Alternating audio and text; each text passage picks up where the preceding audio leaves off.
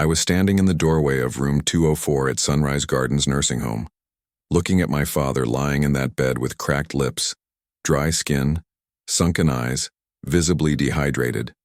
And when I turned to the nurse in the hallway and said, "What happened to my father? He needs a doctor right now."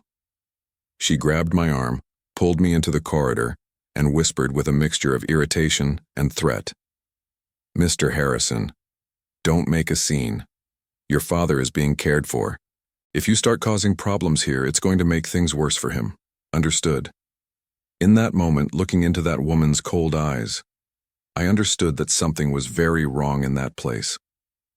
My father, Robert Harrison, a 78-year-old man who had raised me alone, who had worked his entire life as a postal worker to give me an education, was lying there neglected, possibly even being mistreated. And this nurse was threatening me to keep quiet. But I didn't stay quiet. And what I discovered in the following days wasn't just negligence toward my father. It was a scheme of elder abuse, embezzlement, and exploitation involving the entire administration of that nursing home. And when it all came to light, when the evidence I gathered was presented in a courtroom packed with families who had also been deceived, the reversal wasn't just legal, it was emotional, it was devastating, and it revealed a truth about the elder care system in America that will make you rethink where you place the people you love. If you have a family member in a nursing home, or you're thinking about placing one, or you simply care about human dignity, stay with me until the end of this story, because what happened after that threat in the hallway changed not only my father's life, but dozens of families. And subscribe to the channel and hit that notification bell, because here I tell true stories of injustices that were fought, truths that needed to be told, ordinary people who didn't accept the unacceptable. Now let me tell you everything from the beginning, because you need to understand who my father was, why he was in that nursing home, and most importantly, how I almost made the mistake of trusting the wrong people. My name is Michael Harrison. I'm 45 years old. I'm a sales manager for a logistics company here in Chicago. I'm married to Patricia for 18 years. I have 2 kids, Luke, 15, and Marina, 12. I have a busy life, work a lot, but I've always had a very close relationship with my father. My mother died when I was 12, breast cancer. My father, Robert, raised me and my sister, Jennifer, alone. He was a postal worker, woke up at 4 a.m., worked 12-hour days, but never failed to provide for us. He paid for my business administration degree even when money was tight. He was a simple man, honest, hardworking. My hero. He retired in 2015 at 70. He was healthy, active, lived alone in a small apartment in the suburbs. I visited him every Sunday. Brought my kids, we'd have lunch together. My sister Jennifer lived in Seattle, visited less, but called often. His life was peaceful. Until 2022. That's when he started showing signs of dementia. Forgetting things, repeating stories, getting confused about dates. I took him to a geriatric specialist. Diagnosis, early stage Alzheimer's. It was a shock. The doctor explained it would progress, that he'd need increasing care. In the first months, Patricia and I tried to care for him at home. He came to live with us. But it was difficult. He'd wake up at dawn confused, sometimes tried to leave the house, got lost inside our own apartment. Patricia worked. I worked. The kids had school. We hired a caregiver. It helped, but it wasn't enough. He needed 24-hour supervision. In June 2023, after much anguish and research, I made the hardest decision of my life, place my father in a nursing home. It wasn't easy. I felt guilty, like I was abandoning him. But the doctors reassured me.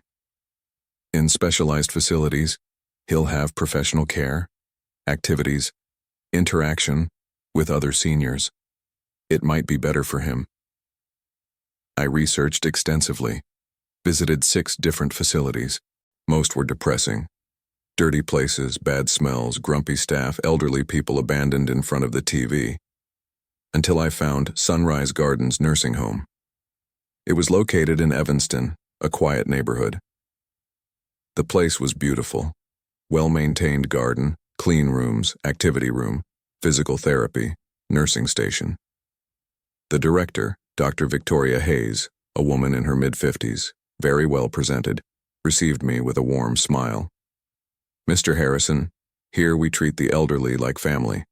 We have medical staff 24/7, nutritionist, physical therapist, recreational activities. Your father will be very well cared for." She showed me everything, introduced some staff, all smiling and kind, showed me happy seniors, playing cards, doing crafts. It seemed perfect. And the price, although high, was compatible with the promised services, $5,500 per month. I admitted my father in July 2023. The first month was adjustment. I visited 3 times a week. He was confused, didn't quite understand why he was there, but the staff was attentive. The head nurse, Nurse Sharon, always updated me. "Your father is eating well, participated in activities, took all his medications." I felt reassured, thought I'd made the right decision. But in August, I started noticing strange things. My father was thinner. When I asked the nurse, she said, "Normal with Alzheimer's, Mr. Harrison. They lose appetite." I accepted it. Next visit, he had a bruise on his arm. He fell trying to get up from bed alone, but we're being careful. I accepted again. In September, Jennifer came from Seattle to visit Dad. She was uncomfortable. "Michael, look at his condition. He's too thin, dark circles, dry skin. Are they really taking care of him properly?" I defended the facility. "Jen, they're professionals. It's the disease progressing." She insisted. "Do you always come at the same time? Always in the afternoon?" I confirmed. She suggested, "Try coming at a different time without warning. See if everything's still the same." I thought it was excessive, but the seed of doubt was planted. At the end of September 2023, I had a work meeting that got canceled last minute. It was 10 a.m. on a Tuesday. I thought, I'll visit my father now as a surprise. I arrived at the nursing home. The receptionist, who was usually all smiles, looked disconcerted. "Mr. Harrison, you don't usually come at this time." I responded, "Well, I had some free time, came to see my father." She tried to stop me. "Let me notify the nurse." But I was already climbing the stairs. Room 204, second floor. I knocked. No one answered. I opened it, and that's when I saw. My father was lying in bed alone with extremely cracked lips, visibly dehydrated skin, sunken eyes. The water pitcher beside the bed was empty, probably since the day before. He was awake but confused, trying to speak, but his mouth was too dry. I panicked, ran to the hallway, found a nurse I didn't know. "My father is dehydrated. He needs water, a doctor." She got nervous. "Calm down, sir. I'll call the head nurse." Minutes later, Nurse Sharon appeared, the same one who always reassured me, always smiling. But now, seeing me there off hours, her face changed. She pulled me into the hallway and said quietly, but firmly, "Mr. Harrison, don't make a scene. Your father is being cared for. If you start causing problems here, it's going to make things worse for him. Understood?" It was a veiled threat, not a request, a warning. I felt my blood run cold. "Worse how? You're leaving my father without water. He's dehydrated." She maintained the calm but threatening tone. "It was an isolated oversight. We'll resolve it now. But if you leave here making complaints, spreading things, it's going to hurt your father. These things have a way of being resolved internally." In that moment, I had 2 options: swallow it and believe it was isolated, or trust my instinct that was screaming something was very wrong. I chose instinct. I left the nursing home without making more noise, but inside I was boiling. Called Patricia, told her everything. She was horrified. "Get him out of there today." But I knew I couldn't be impulsive. I needed proof. Needed to understand what was happening. Called Jennifer, told her. She said, "I warned you. I'm flying to Chicago tomorrow." That night I searched online about Sunrise Gardens nursing home. Found nothing negative. Good reviews, nice advertising. But there was one detail. The facility had changed administration 2 years ago. Before, it was run by a non-profit foundation. Now it was private, managed by Dr. Victoria Hayes. I researched her. Nothing obviously suspicious, but I discovered she had 2 other nursing homes in different cities. wrote down the names. The next day I returned to the facility at the normal visiting time, 3 p.m. Everything was impeccable again. My father, now clean, hydrated, sitting in a chair. Nurse Sharon came all smiles. Mr. Harrison, about yesterday, I apologize. It really was an oversight by a new employee. She's been reprimanded. Your father is great now. I pretended to accept. I understand. I feel better. But while I was there, I observed everything. The other seniors, the staff, paid attention to details I'd previously ignored. I noticed many seniors were in the TV room, but most sleeping or staring at nothing. There was no activity happening. Where was the crafts, the cards, the physical therapy? Everything I'd seen in the initial visit seemed to have disappeared. I went to the activities room the director had shown me. It was empty, with dusty equipment. I decided to confront a cleaning lady who was passing by. "Ma'am, excuse me, but aren't there activities today?" She looked around, lowered her voice. "Sir, activities here? Only when there's a scheduled visit from new family or from inspectors. Day to day, there's nothing." My heart sank. It was all a facade. I decided to act. In the following days, I hired a private investigator, Marcus Thompson, explained the situation. He suggested, "I'll put discreet surveillance on the facility, and I'll investigate the administration, finances, everything." I agreed. Meanwhile, Jennifer arrived. We went together to visit Dad. This time we asked to see his medical chart, medication records. The nurse hesitated. "That's with the director." We insisted politely. Dr. Hayes appeared, visibly uncomfortable. "Is there a problem?" Jennifer, who's a lawyer, was firm. "We want to see our father's medical records. It's our right." She had no choice. She showed it. Analyzing the chart, Jennifer noticed several inconsistencies. Prescribed medications that weren't recorded as administered, medical consultations that should happen monthly but only had 2 recorded in 3 months, tests that were never done. She wrote everything down. "Michael, this is serious. They're charging for services they're not providing." I decided right there. I'm taking him out of here. But Jennifer stopped me. "Wait. If we just take Dad out, the other seniors keep suffering. We need to end this. File a formal complaint." Over the next 2 weeks, investigator Marcus brought bombshell information. He discovered that Sunrise Gardens, along with Dr. Hayes' 2 other facilities, had a scheme. They charged high rates from families, promising quality services, but in practice cut costs to the minimum. Low-quality food, minimal and underpaid staff, cheap generic medications, or sometimes not even that. The difference between what they charged and what they spent went into management's pockets. Marcus got photos and videos filmed from outside the facility, showing neglected seniors, filth, lack of basic care. But we needed more. We needed proof from inside. That's when we got lucky. A nursing assistant at the facility, a young woman named Julia, about 25, discreetly approached me during one of my visits. "Sir, can I speak with you privately?" We went to the parking lot. She was nervous. "I've worked here for 6 months and I can't take it anymore. What they do to these seniors is inhumane. But if I report it, I'll lose my job and I need the money." I asked, "What do you see happening here?" She vented. "They leave seniors hours without water, without food at proper times, medication delayed or not given, bath only twice a week when it should be daily. When someone falls, they hide it.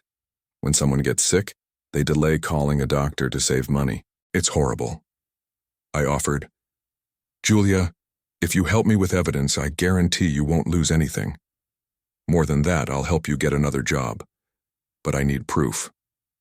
She thought. "I have photos on my phone. Took them secretly. Of injured seniors, spoiled food they serve, expired medications, but I'm scared." I assured her, "You'll be protected. I have a lawyer. I have an investigator. We'll do this the right way." She agreed. Sent me the photos. They were shocking. Seniors with huge untreated bed sores, questionable-looking food, Boxes of medications expired for months. With this material, Jennifer prepared a formal complaint. We filed with the district attorney's office, the health department, the state board of nursing. But we didn't just want to close the facility. We wanted justice, reparation, punishment. Jennifer filed a class action lawsuit representing not just my father, but all the seniors in the facility and their families. In October 2023, the health department made a surprise inspection at the facility. They found exactly what we reported: lack of hygiene, inadequate medications, falsified records, staff without proper training. The facility was immediately shut down. All seniors were transferred to other institutions or returned to families. My father came to live with me again. This time we hired full-time nurses. It was expensive, but I wasn't going to risk anymore. He was weakened, thinner, with infections he'd gotten at the facility. Needed hospital admission for a week. The doctors said, 1 more month in those conditions, and he could have died from dehydration or infection. I was devastated. How did I not notice before? Dr. Hayes and head nurse Sharon were indicted for elder abuse, criminal conspiracy, fraud. The criminal case was proceeding. But there was also the civil case. The class action Jennifer filed sought damages for all the deceived families. The trial happened in March 2024. Courtroom packed, more than 30 families present. All with similar stories: neglected, injured, sick seniors, while paying fortunes thinking they were guaranteeing quality care. Jennifer presented all the evidence: photos, videos, testimony from employees like Julia, expert reports, financial documents showing the embezzlement. The defense attorney tried to argue it was isolated failures, individual employees acting badly, nothing systemic. But the evidence was irrefutable. Julia testified, cried as she told what she saw every day. I started thinking I'd care for seniors, but they'd tell me to ignore their requests, leave them without water so they wouldn't cause trouble needing the bathroom. I saw seniors fall and the head nurse ordering not to record it so it wouldn't draw attention. I saw food being reused from one day to the next. It was hell, and I hate myself for not reporting it sooner. Other former employees also testified, confirming everything. Dr. Hayes tried to defend herself, claiming she trusted the team, that she didn't know about the abuses. But financial documents showed she knew exactly how much she saved in each cost cut. It was all intentional. The reversal came when the prosecutor presented something even we didn't know. Investigations revealed that 3 seniors had died at the facility in the last 18 months. The deaths were recorded as natural causes, but exhumations showed signs of severe neglect, severe malnutrition, untreated infections. 3 families who didn't even know they could question, who had accepted the deaths as old age. The courtroom was shocked. It wasn't just abuse anymore. It was potentially 3 cases of involuntary manslaughter. The judge, Honorable David Anderson, a man in his 60s known for being rigorous, listened to everything with an increasingly stern expression. When it was his turn to speak, he was direct. Rarely in my career have I seen such cruelty disguised as care. You, looking at Dr. Hayes and Nurse Sharon, abused the trust of vulnerable families, profited from the suffering of defenseless elderly, and potentially caused deaths. This is unacceptable. The sentence was severe. Dr. Hayes sentenced to 8 years in federal prison for criminal conspiracy, aggravated fraud, elder abuse, and involuntary manslaughter, 3 counts. Nurse Sharon sentenced to 6 years for the same crimes. Other staff who actively participated in the scheme were also convicted. Additionally, both were ordered to pay collective damages of $4 million to be divided among all affected families. All of Dr. Hayes' assets were frozen to guarantee payment. When the sentence was read, the courtroom erupted in applause and tears. Families who had lost loved ones in that place finally had justice. Families like mine, who saved their parents in time, had some reparation, but nothing erased the trauma. I left that courtroom with mixed feelings: relief at the justice, anger at what was done, and guilt for not noticing sooner. My father lived another 1.5 years after that, passed away in September 2024 from complications of advanced Alzheimer's. But he died at home, clean, hydrated, cared for, surrounded by love. Not in a facility where he was just a number. In his last lucid days, he looked at me and said, "Son, thank you for getting me out of that place." I responded, "I'm sorry I put you there." He squeezed my hand. "You didn't know. You did the best you could." Julia, the assistant who reported, I got her a job at a reputable geriatric clinic with good references. She thanked me, crying, "Mr. Harrison, I sleep better now. I don't have to pretend I don't see suffering anymore." She did the right thing, despite her fear. Other employees in the scheme were fired and some faced charges. After the conviction, a movement emerged. Families organized to create an NGO for nursing home oversight. Jennifer led it. Today they make surprise visits, guide families on what to observe, report irregularities. They've already closed 2 more abusive facilities in Illinois. The work continues. I learned painful lessons. Learned you can't blindly trust institutions just because they look good. That you need to monitor, visit at different times, ask difficult questions, demand transparency. Learned that the elderly are the most vulnerable in our society, and that there are people who exploit that vulnerability without any remorse. And learned that when we see something wrong, we can't stay quiet, even when threatened. That nurse who told me, "Don't make a scene," bet I'd shut up. Bet that shame, fear, or conformity would silence me. She bet wrong. Making a scene was exactly what saved my father and dozens of other seniors. It was what put criminals in prison. It was what might prevent other families from going through what we went through. If you made it to the end, I need to tell you something.